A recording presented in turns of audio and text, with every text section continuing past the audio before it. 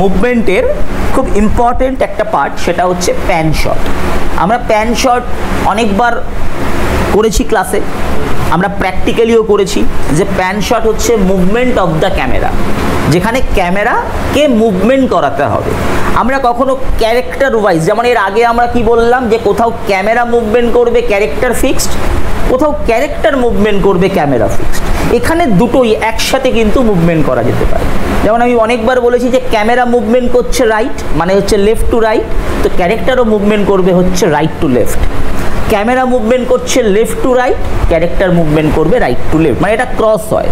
Camera যদি এদিক থেকে এদিক যায় তো ক্যারেক্টার উল্টো দিক যাবে, মানে ডান থেকে বাম গেলে ক্যারেক্টার বাম থেকে ডান যাবে। এই মুভমেন্টের আরেকটা ইম্পর্টেন্ট পার্ট যেটা আমাকে সবসময় মাথায় রাখতে হয়, এই মেজারমেন্টের ক্ষেত্রে আমি এই চলমান এইভাবে আমি কিভাবে হাতটাকে আমি ফিক্স নামাবো, হাতটা কিন্তু এই নামবে না। আবারও বলছি, আমরা যখন কোনো রেশিওকে দেখব, আমরা রেশিওটাকে এই স্তর অনুযায়ী নামাবো। আমরা যখন কাউকে দেখি আমরা কিভাবে, এইভাবে দেখি, এইভাবে নামি, তো আমরা কি, আমরা তো এরমভাবে নামি না, এরমভাবে নামি, এরমভাবে নামি না। তাহলে আমরা ক্যামেরাকে এই রাখবো না, আমরা ক্যামেরাকে এই রাখবো। আমাদের এই হাতের মেজারমেন্ট অনুযায়ী আমরা ক্যামেরাকে এই নামাবো, এই একদম লোতে যখন নামবে আমার হাত কিন্তু এই নামবে, সেক্ষেত্রে আমাকে কিন্তু এই কোমরটাকে ভাঙতে হবে।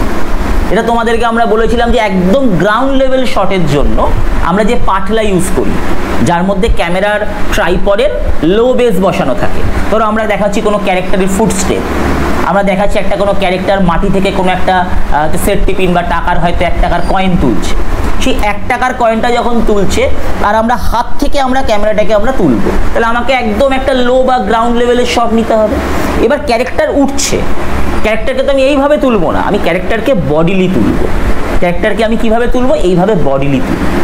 বডিলি ক্যারেক্টারটা উঠছে, এবার যেই ক্যারেক্টারটা উঠছে আমার ক্যামেরাও কিছুটা উঠলো, কাট কি হলো, কেটে গেল। এবার কি, আমি ওপেনে একটা জায়গা রেখে দিলাম, কারণ ও তো উঠবে। এবার মানে ব্যাপারটা দেখো আমি কিরকম বলছি, ব্যাপারটা আমি একদম প্র্যাকটিক্যালি দেখাই। তো আমি যখন এই 1 টাকার কয়েনটা তুলবো, আমার একদমই হাতের একদম গ্রাউন্ড লেভেলে আমি তুললাম। এবার তোলার পরে আমি এই যে এই অবধি তুললাম, এখানে কাট করতে হবে বা এরম জায়গাতে কাট করতে হবে। কাট করার পরে এরম জায়গাতে আমাকে ফ্রি স্পেস রাখতে হবে, তার কারণ এর পরের স্টেপটাই আমি ব্ল্যাঙ্ক রয়েছে, আমি এই উঠলাম, তাহলেই কিন্তু দুটো শট আমার মিলবে। ফার্স্ট আমি এই অবধি, তারপর আমার এখানে ব্ল্যাঙ্ক, দেন আমি এই উঠলাম। অনেকে কি করে, ধরে একেবারে তুলে দেয়, সেটা কিন্তু একদমই সাইন্টিফিক ভুল। তোমাকে শটটাকে ভাঙতে হবে। তুমি একবার এই তোলা হাফ, দেন কাট, দেন তুমি উপরে একটা ব্ল্যাঙ্ক স্পেসে তুমি তুলবে। তোলো, অ্যাকশন, ওঠো,